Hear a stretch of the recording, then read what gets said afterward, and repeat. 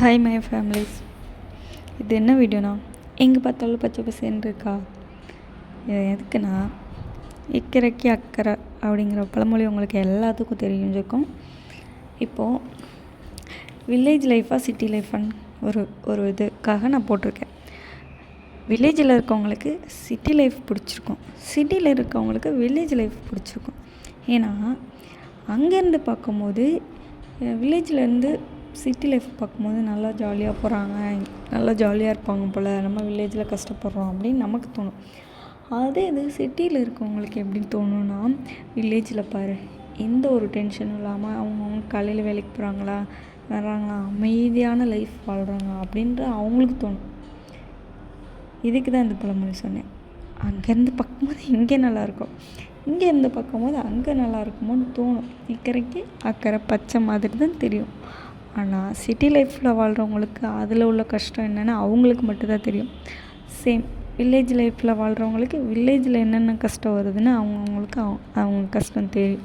ஆனால் அங்கேருந்து பார்க்கும்போது இது நல்லாயிருக்கும், இங்கேருந்து பார்க்கும்போது அது நல்லா தான் இருக்கும்.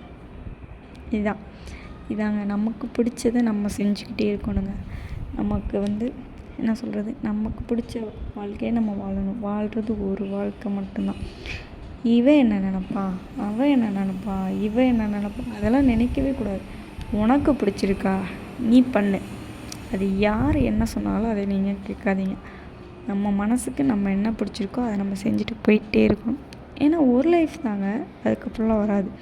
இளமையும் கொஞ்சம் காலம்தான், அதுக்கப்புறம் அதுவும் வராது.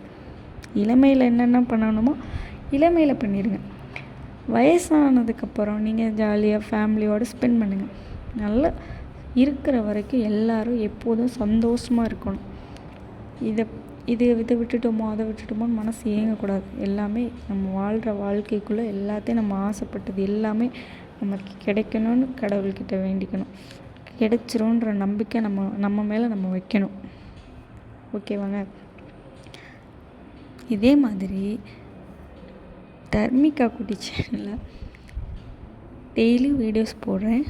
உங்களுக்கு ஒன்று சொல்கிறேன், உங்களுக்கு பிடிச்சிருந்தா மட்டும் லைக் பண்ணுங்கள், கமெண்ட் பண்ணுங்கள், சப்ஸ்கிரைப் பண்ணுங்கள்.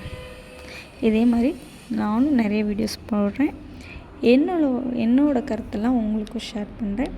உங்களுக்கு அது ஓகேன்னா லைக் பண்ணுங்கள், சப்ஸ்கிரைப் பண்ணுங்கள். Thank you my families.